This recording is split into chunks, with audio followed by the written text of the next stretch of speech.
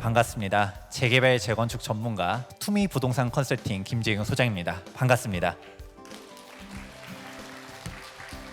강연장 도착했었을 때 재밌는 얘기를 들었어요. 이제 기자님께서 해주신 얘기인데, 오늘 유명하신 분들도 많이 오고 다양한 강연들이 준비되어 있거든요.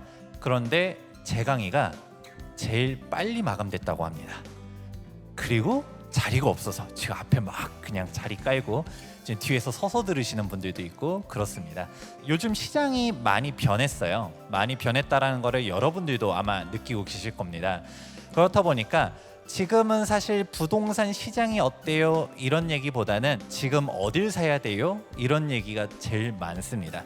그렇다 보니까 사실 저도 오늘 이 강연 제목을 이제 담당하시는 기자님이랑 고민을 했었을 때 원래 제가 항상 강연 나갔을 때 아무래도 이제 대중적으로 강연을 하다 보니까 너무 지역 얘기만 해버리면 그냥 앞뒤 다 빼고 이거 사라는 거 아니냐라고 오해할까봐 조금 거시적인 얘기도 하고 그리고 정책적인 얘기도 하고 그런 얘기들을 항상 깔면서 진행을 합니다. 그런데 지금은 조금 늦은 감이 많아요. 근 한두 달 사이에 내 부동산 가본 적 있다. 손. 부동산 가보신 분. 그래도 가보신 분이 좀 되시는데, 가보면 내가 생각하는 시장이랑 좀 다르다는 거를 느끼실 수 있을 겁니다. 언론 보면 아직도 부동산 시장 별로 안 좋은 것 같이 느껴지는데 현장 가보면 금매가 없어요. 여기 어때요? 이렇게 물어보면 답이 안 나와요. 거기 좋죠. 근데 이미 가격이 다 올랐어요. 그럼 이제 어떻게 해야 될까요? 아직도 괜찮은 지역, 그 금액선에서 제가 갈 수 있는 데는 어디일까요? 이렇게 물어보는 게 지금 현장이거든요. 타이틀을 이렇게 뽑아봤습니다. 김재경 소장이 추천하는 2023년 주목할 재개발 지역 탑3. 여러분들은 요즘 시장 얘기보다도 그래서 어디라는 거죠. 그렇다 보니까 아무래도 오늘 이 강연이 가장 먼저 마감이 된 이유도 지금 하반기 부동산 시장도 궁금하고 앞으로 내가 내 집 마련 타이밍도 궁금하고 여러 가지 생각들이 있겠지만 그나마 아직도 저평가된 데는 어딜까라는 거에 관심이 많다라는 거에 대한 반증이지 않을까 싶습니다. 제가 아까 얘기해드렸던 것처럼 오늘 주제는 지역 얘기를 하는 게 가장 크다 보니까 시장 얘기는 아주 간단하게 얘기하고 넘어가 볼게요. 여러분들이 불과 작년만 하더라도 분위기가 엄청 안 좋았었어요. 2023년 1월 16일만 하더라도 작년 전국 아파트값 마이너스 7.6% 역대 최대 하락이다. 이 기사 날짜를 보셔야 돼요. 1월 16일 이때부터 급매물이 어마어마하게 거래되기 시작했습니다. 왜? 일산부동산 대책이 터진 이후로부터. 6월 19일 기사인데 보게 되면 지금 거래량이 두 달째 3,000건이 넘어가고 있다. 서울 아파트 가격대가 되살아나고 있다. 기사 나오고 있죠. 그리고 더 재밌는 거는 부동산 통계 지표 보려고 했었을 때 가장 조금 늦는 데가 어딜까요? 한국 부동산원이죠. 우리는 막 시장은 이미 막 뜨거운데 한국 부동산원 지표 보다 보면 별로 안 올랐어요. 이런 경우들 많고, 근데 그 한국 부동산원조차도 서울 부동산 가격이 반등했다라고 떴었습니다. 그 이유는 여러분들은 아실 겁니다. 바로 2023년 일산부동산 대책이 나왔었는데 이 일산부동산 대책이 얼마나 급하게 발표됐었냐면 2022년 1월 3일이라 돼 있죠. 이거 계속 우려 먹을 겁니다. 국토교통부가 너무 급한 거야. 너무 급하게 대책을 만들다 보니까 이거 2022년을 2023년으로 바꾸는 것도 까먹었죠.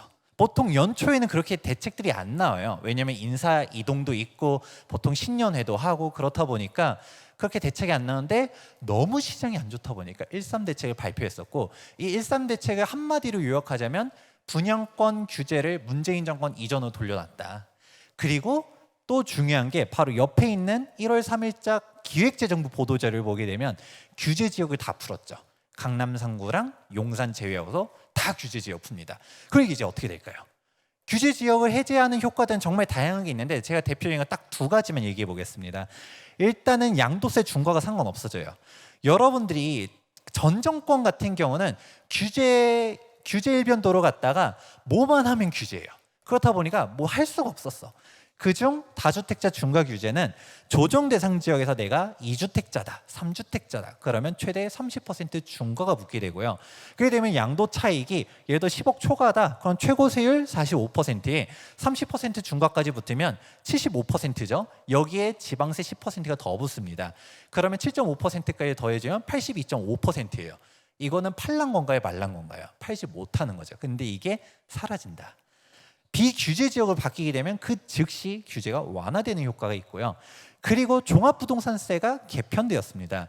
종전 같은 경우는 일반 세율, 즉 1주택자 같은 경우는 옆에 있는 좌측에 대한 세율이 적용되는데, 근데 조정 대상 지역 내 2주택자 혹은 전국 3주택자 같은 경우 우측에 있는 세율로 적용되죠. 세율이 정확하게 2배 차이 난다는 걸 알 수가 있을 겁니다.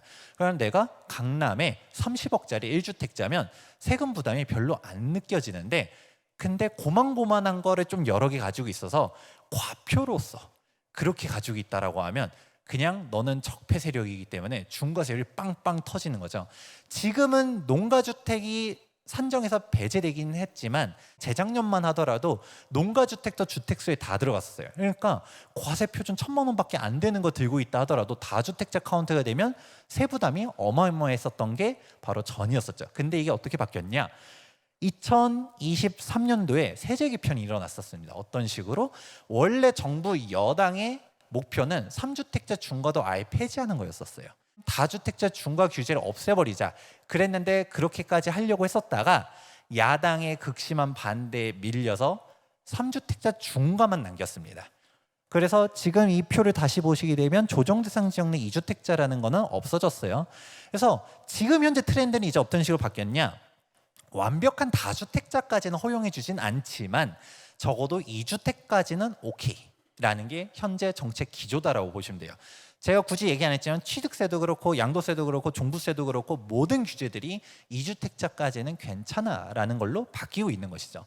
그리고 또 유의미한 거, 그건 3주택자는 그래도 중과가 아직도 있잖아요 라고 할 수 있겠지만 자세히 보시게 되면 과세 표준이 많이 바뀌었습니다. 과세 표준이 12억 이하 같은 경우는 1주택자랑 다주택자의 세금 차이가 없어요. 그러면 어떤 효과가 나올까요? 다주택자 하더라도 짜잘이 가지고 있는 사람들이 그렇게까지 부담을 안 느낀다라는 거죠. 그리고 한 가지 더 나아갔을 때 공제도 바뀌었어요. 1세대 1주택자에 대한 공제가 불과 얼마 전만 하더라도 9억 공제였고요. 다주택자는 6억 공제였는데 지금 올해는 어떤 식으로 바뀌냐? 다주택자 같은 경우는 9억 공제, 1주택자는 12억 공제를 해줍니다. 그런데 다주택자라고 생각해 볼게요. 3주택자예요. 3주택자인데 과표 12억까지는 다주택자랑 1주택자랑 세금 차이가 없어. 근데 9억 공제는 해줘. 그럼 과세 표준 얼마? 21억까지는 차이가 없겠네. 한 발 더 나아가서 공정시장가액 비율이 인하됐죠. 그리고 과세 표준도 인하됐죠. 그러면 현실적으로 보면 내가 30억짜리 주택 가지고 있다 하더라도 설령 다주택자라 하더라도 세부담이 별로 없다라는 결론이 귀결됩니다. 여러분들이 부동산 시장을 보게 되었을 때 쟁점이 되는 대책들이 몇 가지가 있었어요. 그중 하나가 2018년도 9.13 부동산 대책인데 9.13 부동산 대책에서 가장 핵심 키워드가 바로 종합부동산세 인상이었었습니다. 그렇다 보니까 이 9.13 대책 이후로 전형적으로 나왔었던 흐름 중 하나가 상저하고였었어요. 왜? 상반기에는 종부세를 피하려는 사람들이 매물을 막 내놓고 하반기에는 이제 좀 한동안은 6월 1일 이후로 조금 횡보하다가 하반기 치고 올라가는 거였죠. 근데 올해는 달라졌어요. 왜? 상반기에 먼저 회복을 해버렸죠. 왜냐하면 여러분 이미 얘기 들었었죠? 다주택자들 입장에서는 원래 양도소득세 같은 경우도 양도세 중과 유예가 2023년도 5월 9일자로 끝날 예정이었었는데 1년 더 연장해버렸죠. 그리고 아예 비규제 지역으로 갖다가 바꿔버렸죠. 굳이 내가 다주택자인데 지금 팔고 싶지가 않은 거예요. 왜 내가 이 가격에 팔아야 되지? 그냥 좀 더 가져가도 괜찮을 것 같은데? 라고 생각하는 게 1번. 안 파니까 맞는 게 종부세인데 근데 종부세도 확 낮춰버리니까 세부담도 별로 안 되네? 그냥 가지고 있을까? 라고 하게 되는 것이죠. 그렇다 보니까 지금 상반기에 다주택자들 급매물들이 빠르게 들어가게 되고 그리고 이걸 보면서 급해진 사람들이 또 누굴까요? 매수자들. 상반기에 분명 부동산이 더 떨어진다라고 했었는데 보니까 급매물도 빠르게 사라지고 있어. 그리고 빠르게 사라지는 이유도 보여. 그럼 나도 빨리 사야 될까? 라고 하면서 움직여진 거죠. 자, 그렇다 보니까 거래량이 빠르게 회복합니다. 근데 이 거래량이 더 중요한 것은 사실 정상 거래량이 분명 존재해요. 우리가 금융위기 당시에도 몇천 건씩은 거래량이 됐었거든요. 근데 2022년도 보게 되면 1000건도 안 될 때들이 있었어요. 이거는 사실 서로 심리 싸움이 들어갔었던 거죠. 사지도 않고 팔지도 못하고 이렇게 됐었던 건데, 근데 지금은 거래량이 빠르게 회복하고 있고 이 줄다리기 승패가 어느 쪽으로 기울었는지는 제가 굳이 얘기 안 해도 여러분은 체감하시고 있을 겁니다. 그렇다 보니까 주요 지역들부터 움직이죠. 지금 실거래가의 80%가 상승거래라고 합니다. 요즘 댓글창 보면 난리도 아닙니다. 등기 치는 것까지 확인해야 된다. 뭐다. 막 자전거래 얘기도 나오지만 여러분들은 굳이 제가 그런 얘기까지는 안 하겠습니다. 그냥 현장에 가보세요.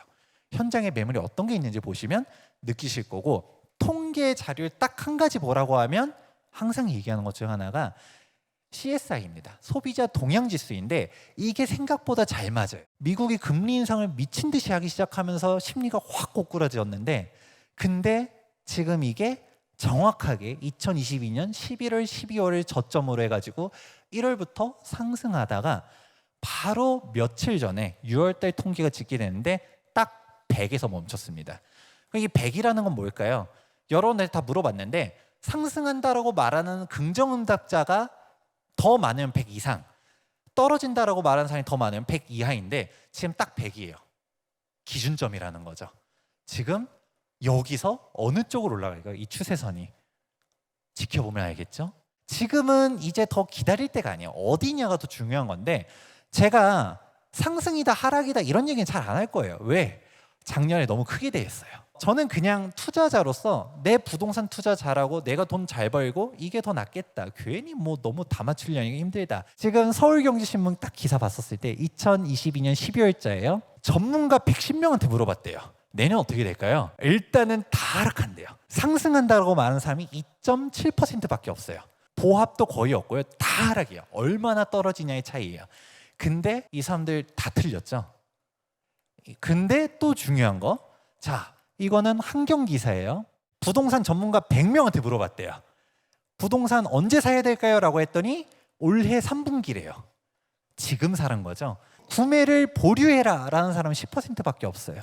그 전문가랑 이 전문가랑 모집단이 과연 얼마나 차이 날까요? 올라간다 하락한다 이거보다도 일단은 여러분 투자나 잘하는 게 맞다. 굳이 막 우리가 점쟁이 돼가지고 다 맞추는 게 중요한 게 아니라 내 투자나 잘하자. 전문가가 꼽은 유망한 부동산 상품 보면 1번이 재건축, 공공분양, 5년 내 신축, 민간분양 재개발. 정리해보면 뭔가요? 신축 아파트 혹은 신축이 될 만한 분양권과 입주권으로 요약할 수 있겠죠. 바로 앞타임에 오건영 팀장님께서 막 이제 금리라든지 물가라든지 쭉 좋은 얘기를 해주셨더라고요. 그런데 딱 그 얘기하는 게 들어왔었어요. 뭐냐면 부동산이든 금융시장이든 이게 반등되는 게 눈에 보여야지 움직이는 게 아니다. 올라갈 게 보여지면 미리 움직인다는 거죠. 그때 가서 살까요? 3개월 뒤에 살까요? 지금 산다라는 얘기를 했었었죠. 아까 전문가들이 중요한 게 아니라 실제로 돈이 움직이는 사람들이 중요한 건데, 사실 이 시장을 이렇게 만든 게 뭐였을까요? 미국이 금리를 너무 급격하게 많이 올려서잖아요. 그런데 이 금리 천장이 조만간에 도달한다라는 것이죠. 금리가 그래도 못해도 한두 번 정도는 더 올릴 수는 있어요. 그렇게 얘기를 하고 있잖아요. 하지만 올려봤자 0.25%씩 뭐 조금 한두 번 올리고 끝이라는 거죠. 이제 추세선이 살짝 올라갔다 이제 완만해져서 동결 기조 가다가 결국은 장기적으로 떨어지는 순으로 보여지다 보니까 돈을 태우는 사람들이 등장합니다. 우리가 금리와 채권은 반비례 관계라고 얘기하잖아요. 근데 이제 금리가 조금 올려봤자 뭐 연말 정도까지는 뭐 좀 그럴지 몰라도 이제는 내년 되면 무조건 떨어질 것 같아 라고 하니까 채권을 사는 거죠. 채권을 어마어마하게 매수하고 있는데 4월 달만 하더라도 4.5조를 샀대요. 이게 누가? 기관 빼고 개인이. 누적해서 매수한 것만 하더라도 12조가 넘어가요. 이렇게 돈을 몇 조씩, 개개인별로 따지면 몇 억씩 태웠겠죠. 그렇게 돈을 태우는 사람들이 멍청해서 이걸 샀을까요? 실제로 베팅을 하는 사람들이죠. 금리가 물론 모르는 일이에요. 연준이 딱 봤을 때 물가가 다시 미쳐 올라가면서 다시 빅스텝, 자이언트 스텝하면 채권 가격이 다 박살날 수도 있을 거예요. 근데 사실 그렇게 생각하고 있는 사람들이 진짜 그게 확신하고 있으면 돈을 베팅해야죠. 부동산 전문가들 다 부질없습니다. 아까 봤잖아요. 틀린 사람 있고 맞추는 사람 있죠. 그러면 제일 중요한 거는 네 돈은 태웠냐라는 겁니다. 참고로 저희 가족은 실전 투자자라는 얘기했잖아요. 저희 가족은 결론만 얘기하면 지금 부동산 하나도 판 게 없고요. 다 들고 있고요. 오히려 1월 초에 2개를 더 샀어요. 오히려 상승에 베팅하고 있는데 별 다른 얘기는 안 할 겁니다. 저는 기회가 왔다라고 해서 더 샀을 뿐이고 그 기회는 결국 재개발, 재건축이 있습니다. 재개발, 재건축이 돈을 버는 이유는 아주 간명해요. 아파트를 샀다. 13억짜리 신축 아파트를 샀어요. 그러면 15억이 될 걸 기대하고 사겠죠. 10년 지나도 13억 그대로라고 하면 세금만 더 내고 돈을 버는 게 없습니다. 근데 재개발 같은 경우는 어떻게 될까요?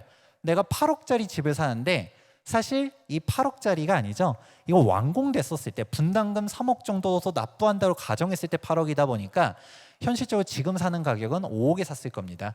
근데 나중에 준공 시점에 분담금도 납부하고 총 매가가 8억이라고 했었을 때 결국은 이 8억은 어떻게 될까요? 인근 신축 아파트 시세를 따라가겠죠. 시간만 지나가도 5억이라는 돈을 벌 수 있을 거고 솔직히 말하면 더 비싸집니다. 왜일까요? 이 13억짜리는 이제 준신축이 돼 있을 텐데 얘가 이제 대장이겠죠. 플러스 알파로 벌립니다. 그래서 재개발, 재건축은 그냥 시간만 지나가면 돈을 버는 게 재개발, 재건축이에요. 각종 인허가 단계를 밟아 나가면서 올라가는 게 재개발, 재건축이다 보니까 여러분들은 뭐 재개발, 재건축을 정말 어렵게 바라보시는 분들도 있겠지만 저는 이만큼 쉬운 투자가 없다고 생각합니다. 진짜 될 만한 애들만 가려내면 됩니다. 여기서 뭐가 엎어질 건지, 뭐가 되는 건지. 그리고 딱 한 가지만 더 얘기하자면 부동산이라는 게 결국은 장기 우상향이에요. 근데 이게 장기 우상향인 이유는 굳이 설명을 안 하겠습니다. 인플레이션도 있을 거고 그 경제가 성장하는 것도 있을 거고 하락이 온다 하더라도 전 저점까지 떨어지는 일은 없어요. 전 저점까지 떨어지는 일이 온다라는 것 자체가 대한민국이 망한 데 베팅을 하는 겁니다. 여러분들의 임금, 여러분들의 급여가 5년 전으로 되돌아간다. 그런 거 생각하세요? 그런 거 생각 안 하잖아요. 집값만 떨어지길 바라는 것 자체도 조금 이상하다는 것을 느끼실 수 있어야 되는 거죠. 설령 사이클이 횡보한다 하더라도 돈을 버는 게 재개발, 재건축. 그리고 물가도 계속적으로 올라가고 있죠. 요즘 이제 추세선이 꺾이다 보니까 금리가 올라가기보다는 동결 기조로 갈 거다라고 하는데 이것도 기저 효과가 있기 때문에 지금 체감 물가는 어마어마하게 높습니다. 물가 결코 낮지 않고요. 그리고 인허가도 계속적으로 줄고 있습니다. 그렇다 보니까 여러분들은 현실적으로 품귀 현상이 있을 만한 상품이 어디 있을까? 서울 수도권에 있는 아파트들, 여러분들이 결국 원하는 데는 서울에서도 구축이 아니라 신축을 원하잖아요. 그런 데들이 귀해질 것이다. 입주 물량 계속적으로 줄고 있다라는 얘기들을 해드립니다. 그렇다 보니까 결국 여기서도 전문가들도 뻔한 얘기지만 보여지는 거예요. 부동산을 사야 되는데 어디 살까요 하니까 결국은 신축, 입주권, 분양권 이렇게 세 가지로 압축이 되고 있다라는 얘기 해드리겠습니다. 이거 사진은 제가 그냥 가져온 건 아니에요. 제가 딱 12월 달에 둔촌주공 분양 받아야 된다. 이만큼 싸게 나오는 거 없고 이만한 입지에서 여러분들 이렇게 위기라고 할 때 받으셔야 된다 했다가 제가 욕을 오지게 먹었거든요. 조합한테 돈 받았냐?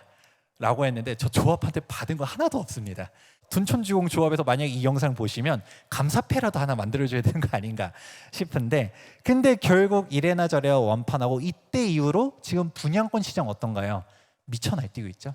당첨되기가 어렵죠. 분양가 계속 올라가고 있죠. 그러니까 여러분들은 희소성이 있는 상품으로 가야 되고 돌고 돌아서 어디인지에 대한 기준점을 잡고 투자를 해야 된다라는 얘기 해드리도록 하겠습니다. 그래서 어디? 제가 딱 3가지를 추려왔어요. 그리고 재개발을 가져왔는데 그 이유가 재건축은 사실 안 싸요. 여러분들이 시장을 보셨을 때 재개발과 재건축이 장이 안 좋을 때는 그 누구보다도 먼저 무너집니다. 왜일까요? 실사용 가치가 떨어지잖아요. 전월세 주기 어렵고 내가 실제로 거주하기 어렵잖아요. 그렇다 보니까 재개발, 재건축은 장이 안 좋을 때는 먼저 더 많이 빠집니다. 근데 먼저 회복하는 게 재건축이에요. 왜일까요? 재건축은 그래도 오래됐어도 녹물 나와도 주차 힘들어도 전세 가격이 어느 정도는 되고요. 몸테크라도 할 수는 있어요. 근데 재개발은 몸테크가 거의 불가능에 가깝습니다.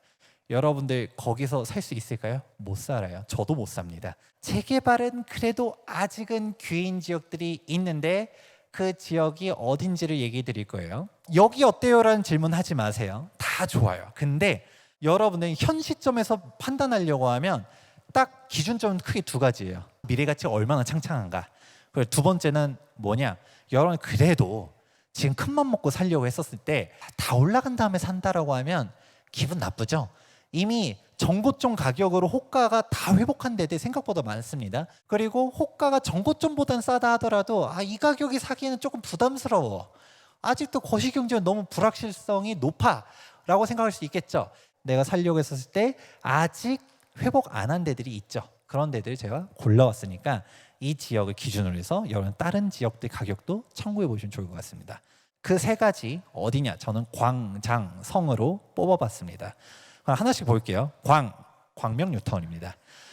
광명 뉴타운 간혹 이런 댓글이 있어요. 소장님 광명 너무 좋아하는 것 같아요. 광명 조합원인가요? 저 광명 안 가지고 있습니다. 진짜 좋아서 좋다라고 얘기하고 있습니다. 그럼 좋은 이유를 몇 가지 얘기할게요. 광명 뉴타운 구역별 현황을 보게 되면 1구역부터 12구역까지 있습니다. 대부분 구역이 다 빠르죠. 다 관리 처분 인가를 받고서 이주 철거 착공 단계에 있습니다. 아예 준공까지 된 구역들도 있고요. 그리고 세대수가 정말 많아요. 다 합치면 거의 3만 세대 대단지 신축 아파트 촌으로 바뀔 건데 또 그런 얘기 하는 사람들도 있어요. 이 물량이 너무 많다라고 하는데 진짜 물량 많은 데는 3기 신도시 이런 데가 물량이 많은 거고요. 재개발 재건축은 여러분 오해하지 말라고 얘기하는 거가 멸실주택들이 있죠. 그것 때문에 순수한 증가 물량은 일반 분양 세대인데 그게 과연 얼마나 많을까요? 또 광명 정도 되면 세대수 합쳐보면 꽤 되긴 하지만 광명이 입주 폭탄으로 갖다 난리 날 거면 광명보다 멀리 있는 서울은 어떻게 될까요? 지옥이겠죠. 그러면 광명이로 들어가야겠죠. 사실 제가 경기도라고 하긴 했었지만 준서울의 입지입니다. 광명시를 놓고 보았을 때 광명에 오래 사신 분들은 아실 겁니다. 광명에 지금 살기 좋은 데는 어딜까요? 철산동이죠. 철산동이 바로 서울과 붙어 있고 여기가 지금 철산 주공 재건축하면서 움직이고 있는데 여기는 인프라도 잘 갖춰져 있고 길도 반듯하고 가보면 되게 쾌적해요.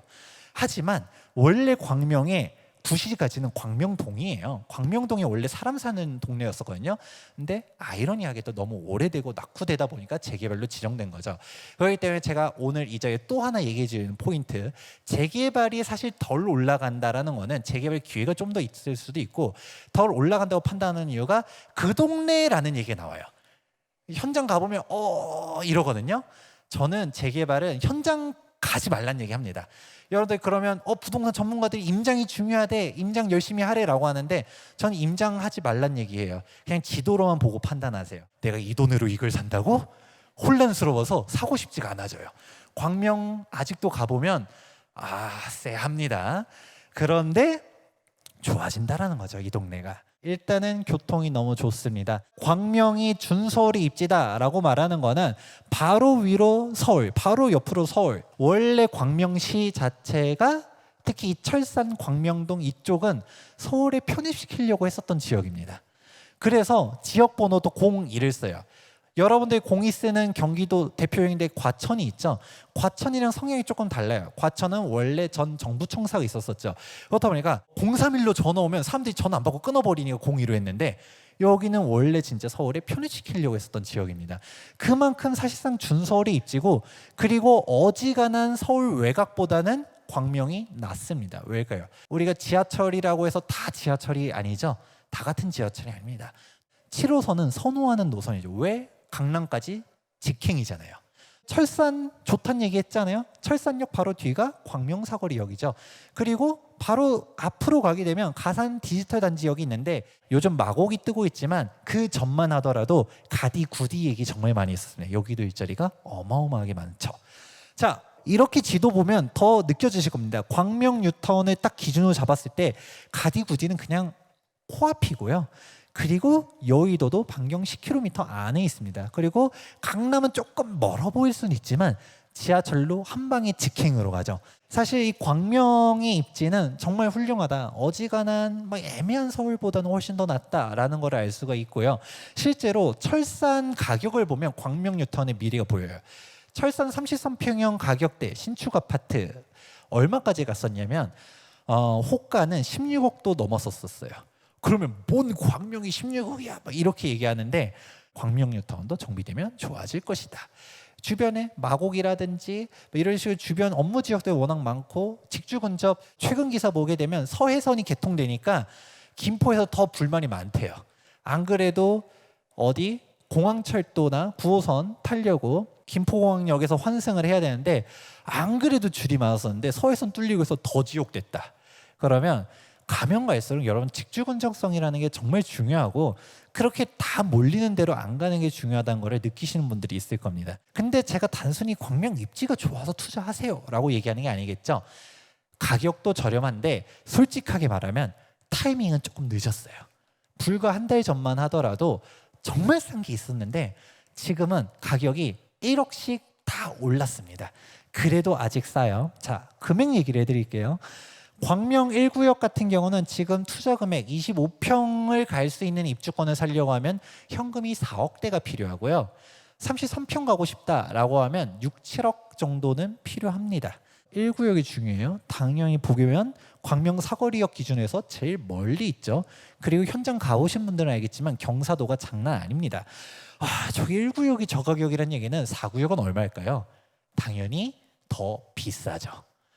여러분들이 광명에 있었을 때 떠오르는 경기도 재개발했었을 때 뭔가 싸게 살 수 있는 느낌이랑은 거리감이 멉니다. 그리고 광명 4구역은 나중에 얘기했지만 분양가 12억 얘기 나오고서 가격대가 다 뛰었어요. 그래도 광명 4구역이 1구역 분양 이후로 가격대가 다 올랐거든요. 그러니까 4구역도 올라갈 거다라고 방송했는데 그 방송하고서 한 보름 만에 가격대가 1, 2억씩 올랐습니다. 자, 그런데 다 올라간 다음에 지금 사세요라고 하면 여러분들은 이 강의장에서 일어나야겠죠. 근데 아직 싼 데들이 있어요. 광명 9구역과 11구역이 아직 타이밍을 보고 있고요. 광명 2구역과 5구역도 아직도 기회입니다. 광명 1구역 가격대가 올라갔는데 2구역이랑 5구역이랑 1구역 가격 차이가 생각보다 많이 안 납니다. 이 정도 가격 차이면 2구역 가야지 라고 할 수 있죠. 그리고 아까 제가 얘기를 했죠. 1구역 분양 완판된 이후로 가격대가 올랐다. 왜냐하면 분양할 때 되면 사람들이 관심도가 막 쏠려요. 분양 경쟁이 막 엄청 높대. 그리고 이 분양가에 일반 분양이 다 소비가 된다고 조합원 입주권 가격이 더 싸거든요. 그러니까 입주권 가격들이 막 올라가는 거예요. 근데 4구역도 지금 올라갔다는 얘기했죠. 2구역과 5구역도 이제 일반 분양이 하반기면 할 거거든요. 2구역, 5구역도 이제 다음 차례다. 9구역과 11구역 좀 더 얘기 드리고 싶어요. 9구역과 11구역 모두 다 관리 처분 인가나서 속도가 빠릅니다. 그런데 9구역과 11구역은 아무래도 위에 있는 애들보다 조금은 느려요. 쟤네들은 지금 착공까지 들어갔다 보니까 2년 뒤 입주, 3년 뒤 입주가 눈에 보이는데 여기는 아직 2주 철거 중에 있거든요. 그런데 만에 하나 내가 1주택자다, 무주택자다, 무조건 9구역, 12구역 훨씬 더 좋습니다. 세금 얘기를 조금만 해볼게요. 규제 지역이 비규제 지역으로 바뀌게 됐죠. 광명이. 원래 여러분들이 그전 기억을 되살려보면 2주택제가 될 때 취득세 몇 퍼센트라 했나요? 8.4%. 3주택자가 될 때는 12.4%에 미친 세금을 냈었어야 됐어요. 근데 비규제 지역으로 바뀌게 되면 2주택자까지도 1%에서 3%, 정확히 1.1에서 3.5%까지의 일반 취득세율로 갑니다. 근데 이 일반 취득세율에서도 광명 같은 경우는 매매 가격 6억 이하예요. 그러면 1.1%죠. 근데 여기 2주 철거 끝난 애들은 어떻게 될까요? 철거가 됐다면 건축물이 없죠. 토지를 취득하게 됩니다. 그럼 토지분 취득세 4.6으로 가요. 이게 여러분들 중에서도 소장님 저는 3주택자입니다. 아니면 2주택자인데 3주택자가 될 거예요 라고 하시는 분들은 철거된 게 취득세가 더 싸요. 근데 굳이 그게 아니라면 지금 광명 9구역, 11구역만 하더라도 취득세만 2, 3천만 원에 세이브를 할 수 있다. 이것도 어마어마한 기회죠. 가격도 쌉니다. 1구역 같은 경우는 제가 불과 한 달 전에 저희 유튜브 채널 투미TV에서 방송할 때만 해도 3억대 매물이 있었다라는 얘기를 했었어요. 근데 3억대 얘기 없다는 얘기했죠. 하지만 아직 9구역 같은 경우는 3억 선에서 찾아볼 수 있는 매물들이 있습니다. 여기도 얼마 안 남았다고 보고 있고요. 11구역 같은 경우는 3억까지는 아니지만 그래도 4, 5억 정도로 25평 신청한 매물 갈 수 있어요. 이것도 정말 중요한 건가 11구역은 딱 봐도 가장 대잔지입니다. 세대수가 4,300세대 가까이 돼요. 어마어마하죠. 11구역 하나만. 그리고 광명사거리역 초역세권의 평지 대단지입니다. 이 지역이 사실 제일 비쌀 수밖에 없겠죠. 그런데 다른 구역들보다 쌉니다. 지금이 타이밍 아닐까요? 저는 그렇게 보고요. 그리고 아까 얘기했던 것처럼 분양가가 정말 놀랄 노짜인데 광명 1구역의 33평형이 10억 4,500에 나왔습니다. 근데 확장비 들어가고 옵션 이것저것 하게 되면 10억 후반에 완판됐던 거나 다름없습니다. 광명 1구역 조합원 입주권 뭐 33평형 같은 경우는 현금 6억씩 또 들어간다는 얘기 있었잖아요. 근데 여기 분담금 조합원에 따라서 2억에서 3억 정도 내고 그렇게 봤었을 때는 아직도 10억 언더에서 살 수 있어요. 그러면 조합원 입주권이 더 싸요. 지금 한 1억 넘게 더 싸고요. 그리고 더 깊게 들어가면 어떻게 될까요? 조합원은 확장비 무료죠. 여기 광명은 오히려 돈이 남아 돌아서 보통 조합원들은 시스템 에어컨 2대 무료로 많이 해주거든요. 여기 방마다 해준대요. 시스템 에어컨 4대 공짜로 들어가요. 옵션도 다 해주는데요. 그게 돼버리면 이 옵션 값만 하더라도 몇 천만 원씩 납니다. 조합원 물건이 일반 분양가보다 거의 2억 가까이 싸게 나온 선상이 나오고 있습니다. 다른 구역들도 마찬가지고요. 거기다가 광명 4구역 같은 경우는 12억에 분양 승인이 났어요. 이제 일반 분양 한번 또 들어갈 건데 서울 분양가보다 더 비싸게 나오죠. 광명이 경기도라고 무시할 게 아니다라는 거죠. 저는 계속적으로 얘기했어요. 경기도가 아니라 준서울이라고. 이렇게 얘기하면서 분양가들이 계속 올라가고 있죠. 그럼 이거 보면서 여러분 느껴야 되는 건 크게 두 가지. 1번 광명 입주권 가격이 더 올라가겠다. 일반 분양가가 이렇게 올라가면 입주권이 지금 훨씬 더 싸거든요. 그래도 올라갔어도 지금 사야겠다라고 생각하는 거. 두 번째, 서울 분양가는 더 미쳐 날뛰겠다. 장위 4구역도 막 9억 후반대에 분양했을 때 막 이거 뭐 더 빠진다 뭐다 했었는데 어떻게 됐어요? 그때 잡았어야 됐죠. 이게 결론적으로 나온다라는 겁니다. 그리고 속도가 다 빨라요. 그렇기 때문에 다른 재개발 지역과 다르게 완성 시점이 너무 빠르기 때문에 해당 구역들 잘 눈여겨보시길 바라고요. 그리고 사실 제가 그냥 퉁쳐서 얘기했지만 구역별로 조합원 분양가 차이들이 있습니다. 그렇기 때문에 여러분 프리미엄 보고 총매가가 얼마고 그러면 이 동네 완공되었을 때 내가 지금 얼마나 싸게 사느냐 구역별로 편차들 잘 감안해 가시면서 움직이시면 됩니다. 그리고 분담 금액들도 조금씩 차이가 나요. 그래서 이런 부분들 종합적으로 고려하면서 찾아가 봐라 라는 얘기하면서 광명 뉴타운 마무리해 보겠습니다. 자, 그 다음 지역은 바로 어디냐? 장위 뉴타운인데 장위 뉴타운은 다행히도 아직 가격이 회복을 안 했어요. 지역 얘기 먼저 해볼게요. 여러분들은 성북구와 강북구 구별하십니까? 구별하시는 분들이 있을 수 있고 성북구나 강북구나 그게 그거지 하시는 분들이 있을 거예요. 근데 그거에 그거지라고 하시면 성북구 사람들이 화냅니다. 강북구는 노도강의 강이고 성북구는 지금 입지가 되게 좋아. 그리고 미아 기름 뉴타운이라고 얘기하는데 기름과 미아 헷갈리셔하면 또 화냅니다. 미아는 강북구고 기름은 성북구야. 되게 민감해요. 그런데 그 성북구에 장위동 얘기하면 성북구 주민들도 에이 저긴 아니지 라고 내리까는 겁니다. 왜? 야 성북구도 야 기름동 여기가 비싸고 좋지. 야, 저기 장위동은 사람 사는 동네가 아니야. 야, 저기 되게 험난해 라고 얘기를 하죠. 근데 달라지는 거죠. 우리가 한번 입지 먼저 한번 볼까요? 보게 되면 6호선 지나갑니다. 상월공역, 돌고지역, 석계역 이렇게 지나가고요. 광운대역도 옆에 보이는데 그 옆에는 그 유명한 미미삼 재건축도 있죠. 광운대 역세권 개발 여러분들 한 번씩은 들어봤을 거예요. 동부간선도로도 있죠. 동부간선도로 지하 사업도 들어봤을 거고요. 지금 경전철도 또 지나갈 예정이죠.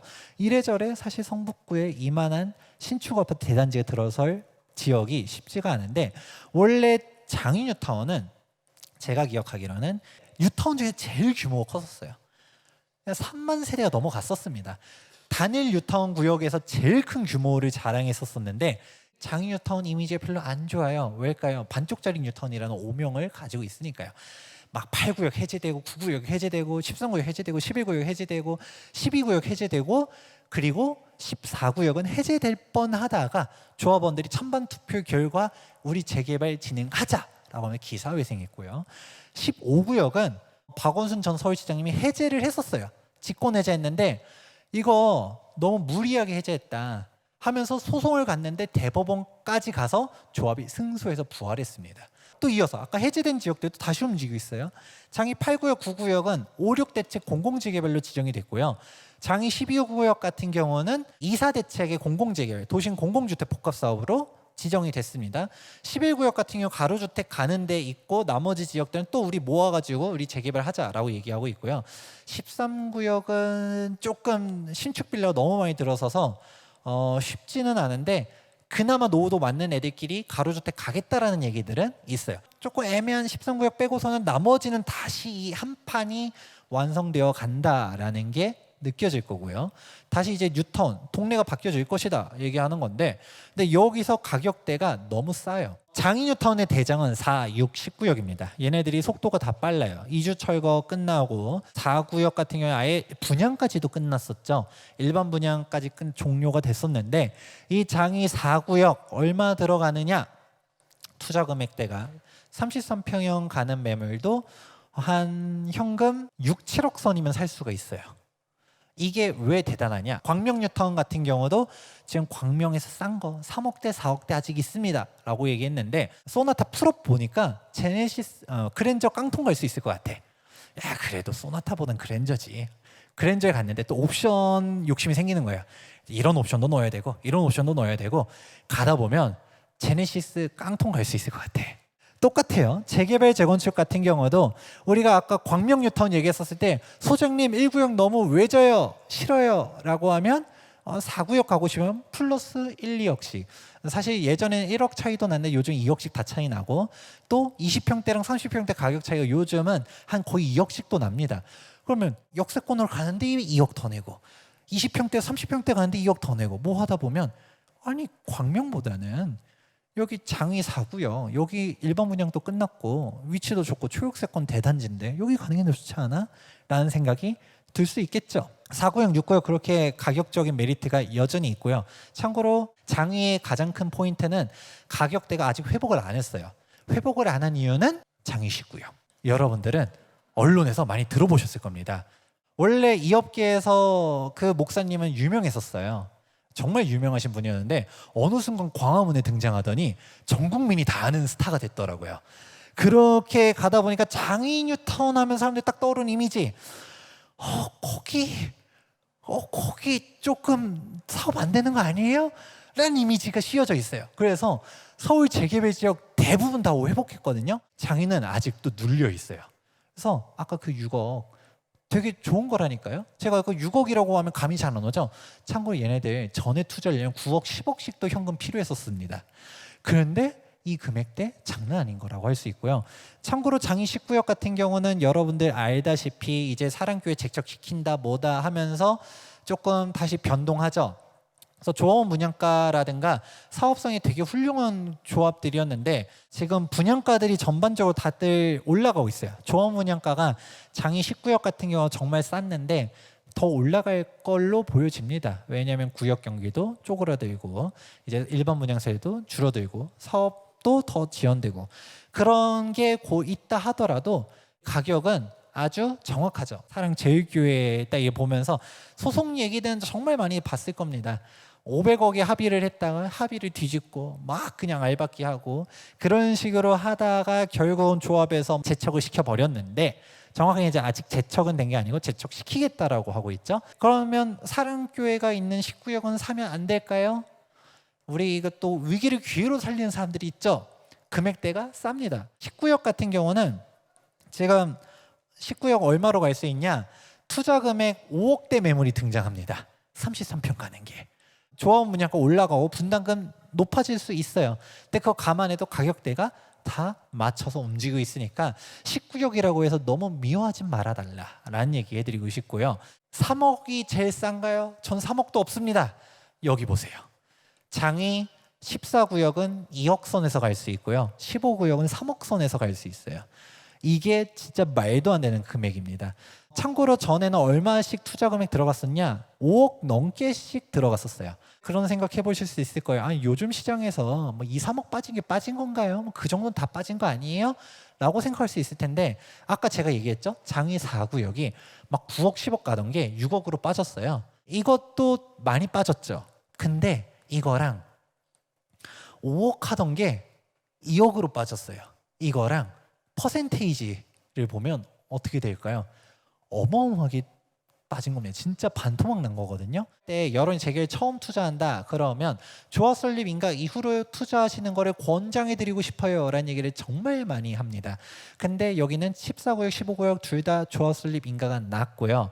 15구역보다는 14구역이 좀 더 빠릅니다. 한 1년 정도 시간 차이는 더 난다라고 보고 있는데 15구역은 작년이죠. 2022년도 3월 달에 조합 설립 인가가 났어요.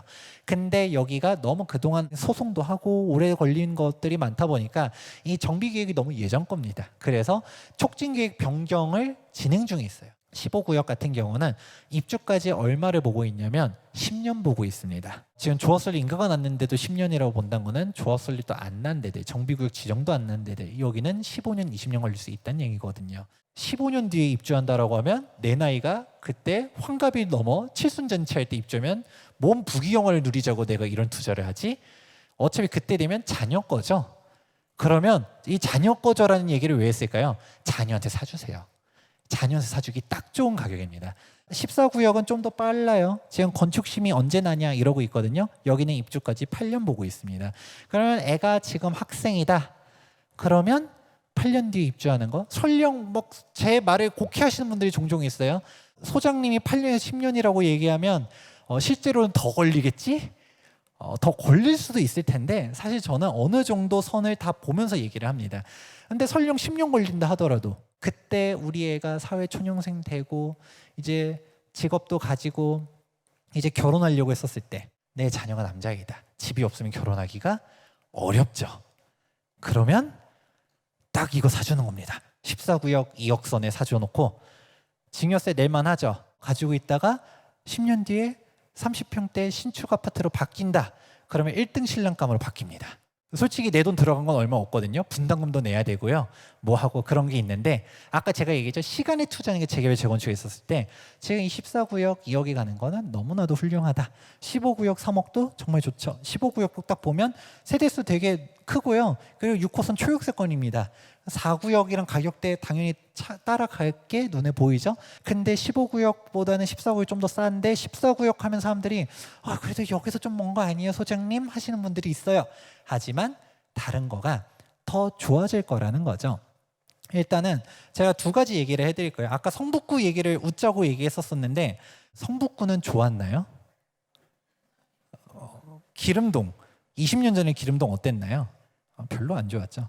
이게 좀 그런 얘기 할 수 있는 게 제가 성동구 토박이거든요. 성동구에 저희 부모님부터 막 투자를 워낙 많이 해서 여기도 조합원 저기도 조합원해서 옥수동에 신축 아파트 40평대 살고 있습니다. 근데 여기 가격대가 지금 엄청나게 비싼데 10년 전 20년 전에 옥수동 하면 느낌이 뭐였나요? 산동네 달동네였죠.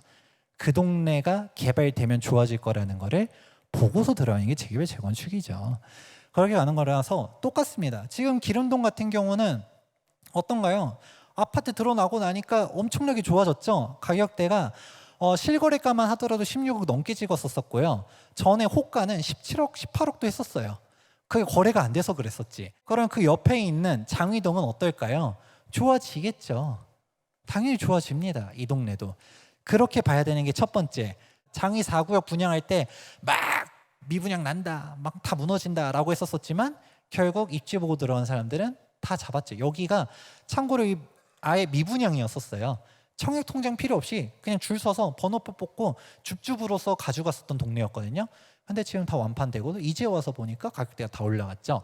이 동네가 달라지겠다라는 걸 볼 수 있고 14구역 얘기 아까 했었잖아요. 14구역 같은 경우도 무시 못하는 게 동북선 경전철이 뚫립니다. 이 동북선 경전철이 정말 중요한 게 강북에 거주하시는 분들 같은 경우는 환승하기가 정말 조금 그래요. 환승 접근성이 매우 떨어집니다. 그 환승의 편의성을 증대시키고자 앞두른 게 과로 동북선 경전철이다 보니까 상기역부터 출발해서 4호선, 7호선, 1호선, 4호선, 6호선, 1호선 왕십리역까지 가죠. 왕십리역이 얼마 전까지만 하더라도 서울 최다 환승역 중 하나였었죠. 2호선, 5호선, 분당선, 경의중앙선. 동북선 개통되면 여기도 이제 5개 역이 지나가는 노선이 되겠죠. 그런 식으로 가다 보니까 지금 환승이 정말 쉬워질 거고 그리고 솔직히 6호선이 그렇게 선호하는 노선이 아니죠.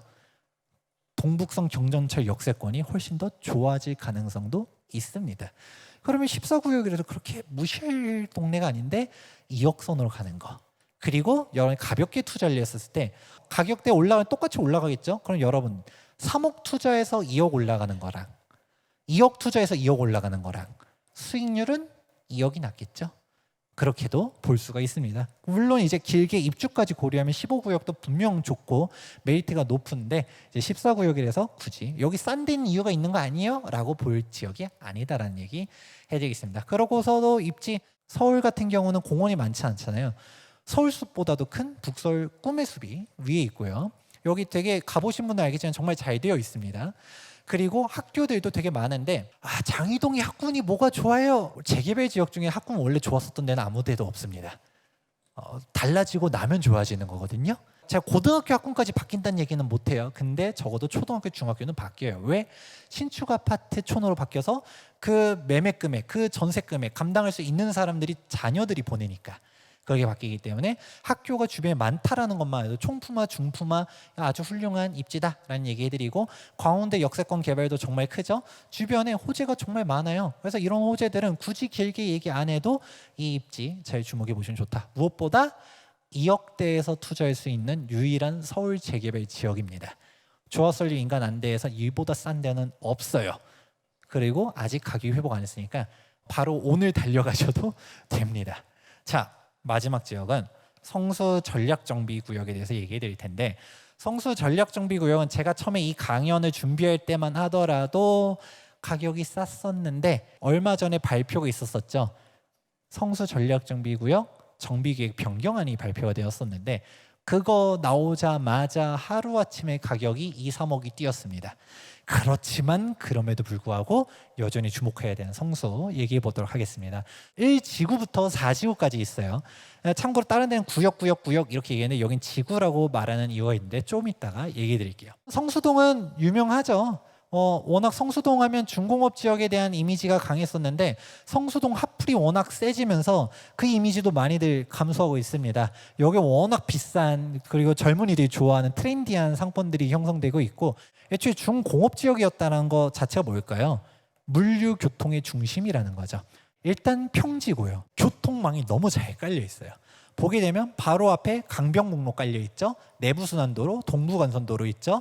영동대교, 성수대교 건너가서 바로 강남이죠. 올림픽대로도 금방 탈 수 있고 서울 어디를 가려고 하든 사통팔달의 교통 중심지입니다. 대한민국 최다 이용객을 자랑하는 2호선이 지나가고 있고요.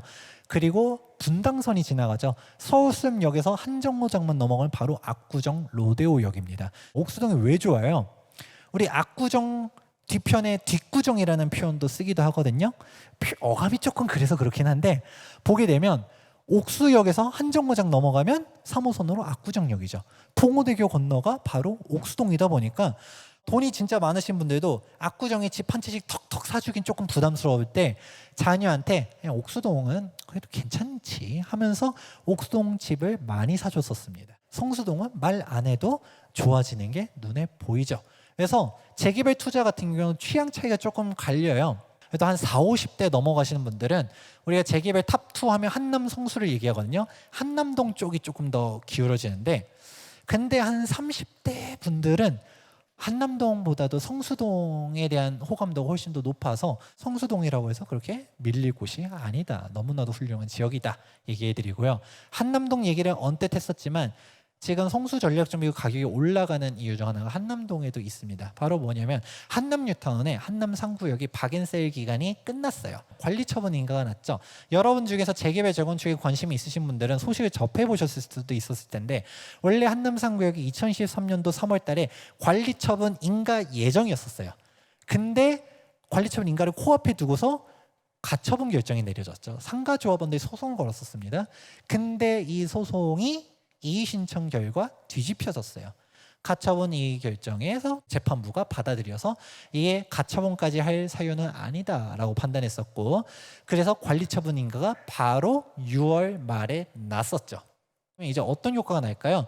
재개발 재건축 8부 능선 넘어갔네요. 이제 이주 철거하겠네요. 이것도 물론 중요하지만 사실 한남 3구역의 제일 중요한 포인트는 조합원 지위양도 금지 규정이라고 얘기하는데 소유권은 넘어가요. 근데 조합원 입주권이 넘어가질 않기 때문에 현금 청산자로 분류됩니다. 그럼 이걸 왜 살까요? 정말 중요한 규정인데 제일 핵심은 투기거래지구 대상이라는 겁니다. 아까 제가 막 광명이니 장애인이 막 얘기할 때 관리처분 인간 안 대들 이런 얘기 안 했잖아요. 지금은 규제 지역이 아니니까. 근데 아직도 강남 3구랑 용산은 규제 지역이죠. 그렇기 때문에 관리처분 인가하면 전매가 안 돼요. 그러면 이거를 뒤집어 보면 어떻게 될까요? 조합원들 입장에서 팔아야 돼 라고 하면 지금 팔아야겠죠. 지금 팔아야지만 내가 팔 수 있어. 나중에는 묶여. 이렇게 돼버리다 보니까 급매물이 쏟아집니다. 가격대가 막 무너지는데 특히 3구역이 속도도 빠르고 세대수도 제일 큰데 조합원 수도 제일 많아요. 조합원이 3,800명이 넘어갑니다. 이 사람들 중에 사연 없는 사람이 없을까요?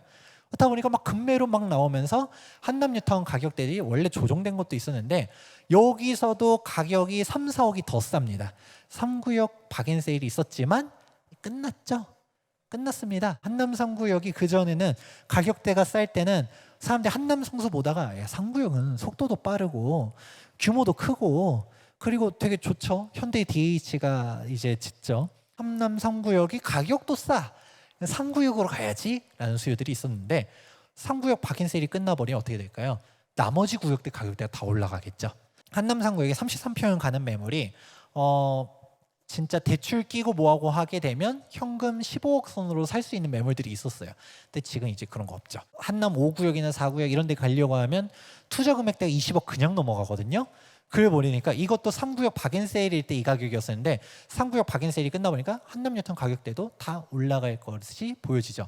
이게 왜 중요할까요? 성수 가격이 눌려 있었었는데 성수도 올라갈 겁니다. 한남 성수가 예전 가격대가 비슷비슷했거든요. 성수 가격이 그동안 막 눌려 있었다가 지금 한남 3구역 가격대가 딱 튀어 올라가면 성수도 올라갈 게 눈에 보일 거고 성수가 가격이 눌려 있었던 이유는 바로 토지거래 허가구역 때문이었었어요. 왜냐하면 토지거래 허가구역 지정돼 버리게 되면 기본적으로 실거주 요건도 있고 그걸 떠나서도 내가 실거주 요건은 어떻게든 내가 통과시켜 보겠어. 전입 의무 해버리겠어 라고 한다 하더라도 무주택자 혹은 1주택자 처분 조건부를 걸지 않는 이상은 못 삽니다. 그렇다 보니 어떻게 해요? 거래 제한 없는 한남으로 가자 뭐 이런 사람들이 많았어서 성수 전력정비구 가격대가 많이 눌려 있었었는데 이게 지금 1년 더 연장됐잖아요. 일단 한남 가격대가 먼저 치고 올라갔다가 1번 두 번째 이제 드디어 뭔가 나와요.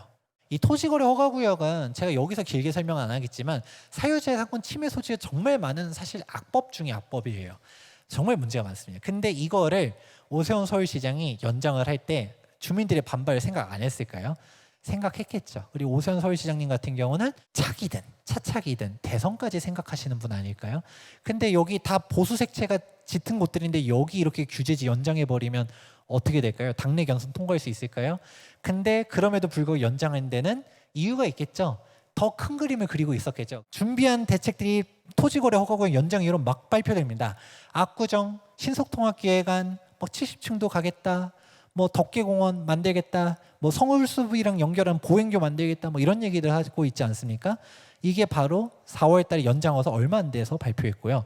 또 여의도도 지금 지구 단위 계획구역 안 나왔었죠. 이게 여의도에 있는 주거지역 같은 경우는 종상향 시켜주겠다. 종전 3종 일반 주거지역을 준주거지역으로 그리고 일반 상업지역으로 종상향 시켜서 최대 용적률 800% 주겠다. 이런 얘기 나오고 있죠. 그러면 성수동도 나올 거라고 저는 봤었었고 아니나 다를까 바로 얼마 전에 발표가 됐었죠. 성수 전략정비가 이제 높이 규제 사라졌다. 8,000세대였는데 이제 9,000세대 세대수도 늘어난다 라는 얘기로 발표가 됐습니다. 이거 발표된 다음에 가격대가 쫙 올라갔었죠. 이거는 사실 다 예상했어요. 2022년도 3월 달에 2040 도시기본계획에서 층수 규제 사라졌죠. 그리고 2023년도 3월 달에 한강 르네상스 발표하면서 당연히 높이 규제 한강변 다 없애겠다 얘기도 나오고 한강변에 공원화 만들겠다라는 내용들 다 있었다 보니까 기대를 했었었고 더군다나 성수 전략정비구역에 제가 1지구, 2지구, 3지구, 4지구라고 얘기했죠. 그 지구인 이유가 이제 나오는데 한강 르네상스에서 전략정비구역 5군데가 있었죠. 여의도, 합정, 이촌, 압구정, 성수 있는데 다 해제되고 성수동만 살아남았었어요. 성수 전략정비구역 그래서 성수 뉴타운이 아닙니다. 그래서 1지구, 2지구, 3지구, 4지구인 거예요. 그러니까 오세훈 서울시장님 입장에서는 이 성수동을 이뻐할 수밖에 없겠죠. 내가 예전에 추진한 곳에서 유일하게 살아남은 곳이니까.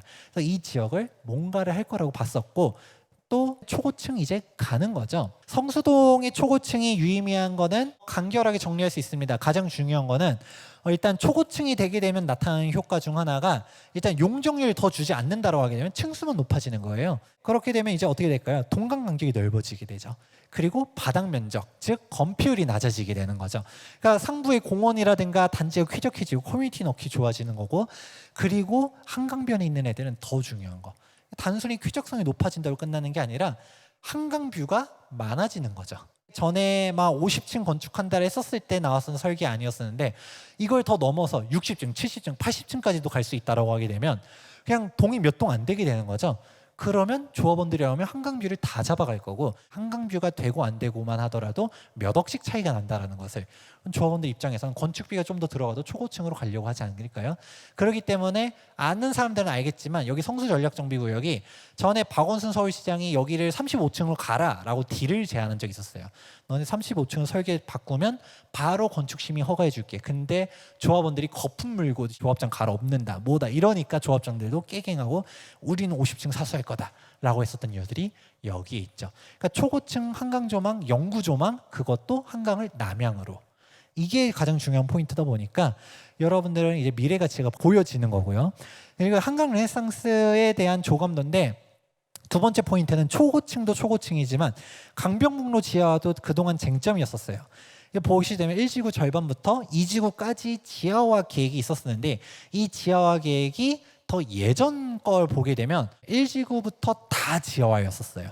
근데 아무래도 비용 문제가 있다 보니까 이렇게 현실적으로 후퇴했었던 거죠. 근데 이게 이번 발표에서 어떤 식으로 나왔는지가 핵심인데, 지하화라든지 아니면 공원화라든지 될 거라고 봤었던 게 2022년도 10월 달에 서울시에서 강변북로 지하화를 발표했었어요. 가양대교부터 영동대교까지. 광진구 가기 직전까지 다 지하화를 한다라고 발표를 했었잖아요. 그렇기 때문에 이게 될 거라고 봤었었는데, 아니나 다를까 2023년도 6월 27일자에 성수전략정비구역 재개발 정비계획 변경안이 발표가 됩니다. 이게 조감도인데 뚜껑을 싹 덮습니다. 1지구부터 3지구까지. 4지구는 왜 안 덮어요? 라고 하시게 되면 영동대교에 대한 램프가 있죠. 이게 높이가 쭉 올라가게 되는 게 있습니다. 그래서 기술적으로 뚜껑 덮기는 어렵고요. 그렇다 보니까 지금 1지구부터 3지구까지 덮는데, 예전 1지구 절반부터 2지구까지였을 때보다 길이가 넓어졌죠. 그러면 우리가 한강변에 있는 아파트의 고질적인 단점 중 하나인 소음 문제에서 해방될 수가 있습니다. 공원도 훨씬 더 넓어지는 거죠. 이렇게 조금 해주는 것보다 넓게 해주는 게 있습니다. 그런데 여기서 살짝 사람들이 궁금했었던 것 중 하나가 지하화냐 아니냐, 데크냐라는 게 있었는데, 데크로 결론이 났어요. 일장일단이 있는 거죠. 근데 저는 장점이 더 많다고 봅니다. 아무래도 강변북로 지하화를 부정적으로 본 사람이 정말 많았어요. 왜? 비용 문제가 심각하니까. 서울시 예산이 많이 투입되거든요. 그러다 보니까 비용 문제 때문에 너네들 앞마당 공원 만들어주는데 그렇게 예산 많이 쓸 필요가 있을까? 라고 했는데, 지하화보다는 뚜껑을 덮는 식으로 가면서 대신 뚜껑 덮는 길이가 넓어졌죠. 오히려 한강 르네상스 초기 버전에 가까워지게 됐습니다. 단지 레벨을 갖다가 수변 데크 이쪽까지 걸어서 갈 수 있도록 갖다가 이제 맞춰놓게 되었었고요. 좀 더 유의미한 거는 하부 공간들을 주차장이라든지 커뮤니티 시설로 갖다가 활용할 수 있는 것도 있고, 사실 압구정 신통기획 발표 난 거 보면 좋아하는 조합원도 있지만 싫어하는 조합원들도 많죠. 외부인들 왔다 갔다 하는 거 싫다라고 하는 사람들이 정말 많은데, 이게 재개발 재건축에 되게 민감하거든요. 근데 여기가 오히려 덮개공원으로 가다 보니까 조금 더 나아진 것도 있습니다. 한강변이랑 수평 레벨이 동일하면 아무래도 접근성은 훨씬 더 수월하다라는 거는 장점일 수는 있지만, 데크화로 가면서도 얻는 것 중 하나가 한강변에서는 엘리베이터나 계단 타고 올라가야 되죠. 그냥 이제 걸어서 이렇게 공원 갈 수 있을 때랑 뭔가 이제 계단 타고서 올라가야 될 때랑 접근성이 달라지겠죠. 외부인들이 아무래도 그냥 잠깐 올라가서 여기가 이렇게 공원으로 만들어 놨구나 자꾸 올라가는 사람들도 있겠지만, 아무래도 수평일 때보다는 훨씬 낮아지겠죠. 그래서 조합원들이 이 안을 오히려 더 좋아할 수밖에 없어요. 강변북로 지하화를 굳이 고집하면서 1지구 절반부터 2지구까지 하는 것보다는 넓게 빼는 게 훨씬 더 수월하니까. 단차가 이제 생겨버리는 공원화가 그려지는 것이죠. 초기 안에 가깝게 나와지면서 공원이 이렇게 넓게 깔려지는 게 훨씬 더 좋다라는 것입니다. 조합원들 입장에서도 싸게 굳이 내놓을 필요가 없겠죠? 이 가격에 살게요 라고 했더니 가격을 바로 올려버리고 또 그 가격이 쫓아가서 추격매 사는 사람들도 있고 그러면서 움직이고 있는 게 성수 전략정비구입니다. 성수는 사실 비중이 너무 높아요. 그런데 가격 얘기하면 아까 말했었던 지역들과는 단위가 일단 다릅니다. 지금 성수 전략정비구 투자하려고 하면 성수 1지구가 제일 비싸거든요. 현금 20억은 들고 가셔야 돼요. 2지구, 3지구, 4지구 이런 데는 16억에서 18억 정도 매매 금액이 나와 있습니다. 물론 여기는 이제 토지거래 허가구역이다 보니 전세를 끼고 살 수는 없어요. 대신 대출은 나옵니다. 대출이 3억에서 5억 정도 나오니까 대출까지 받는다라고 하게 되면 아직까지도 뭐 투자 금액 15억 선에서 뭐 여전히 진입을 노려볼 수는 있는 게 성수 전략정비구역이죠. 제가 이렇게까지 얘기해버리면 비싸요라고 할 수 있을 거예요. 저희 투미TV에서는 몇 달 전부터 이게 성수동 바뀔 것이다, 지금이다라는 얘기들을 했는데 그때만 해도 매매 금액이 14억짜리들이 있었거든요.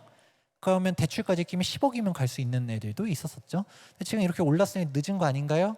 아니에요. 성수동이 15억 선도 갔었어요. 여전히 싸다. 그리고 미래 가치가 다르죠.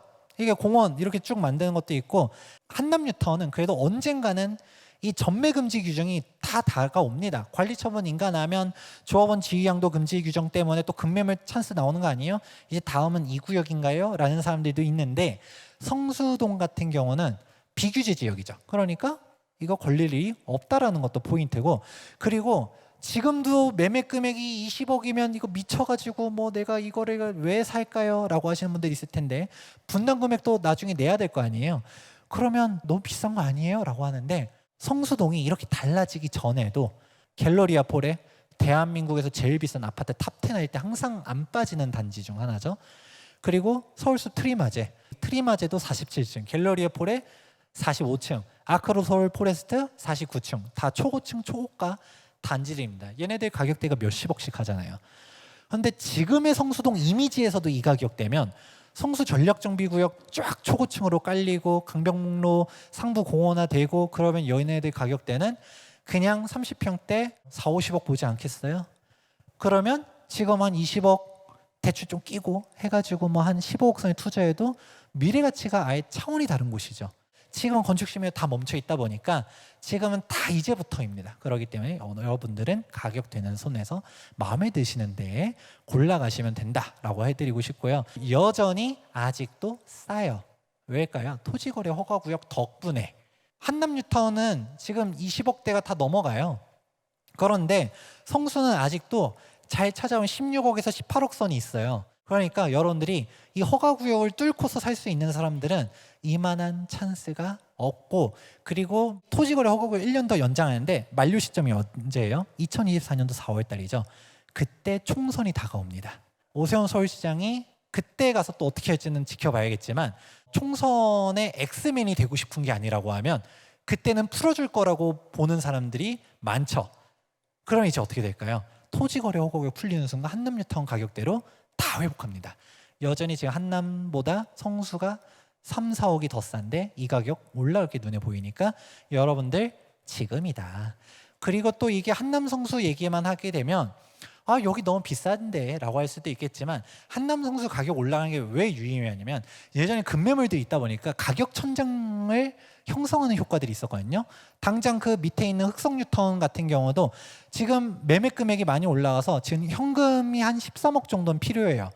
13억이라고 하면 아까 얘기했잖아요. 이 돈이면 내가 성수 가지 라는 생각할 수밖에 없거든요. 흑석뉴타운이 가격대가 더 못 올라간 게 한남에서도 가격대가 싸게 나오고 있고 성수의 가격대가 싸게 나오고 있고 그래서 가격 천장 효과를 형성했는데 이 천장이 뚫린 거죠. 그러면 흑석도 더 올라갈 거고 부가는 높아지고 다른 데들도 가격대도 다 올라가기 시작하면 그 밑에 있는 애들도 가격대가 지금과는 달라질 것이다. 부동산은 너무 시점 가지고서 내가 항상 바닥을 잡고 뭐고 이건 어렵습니다.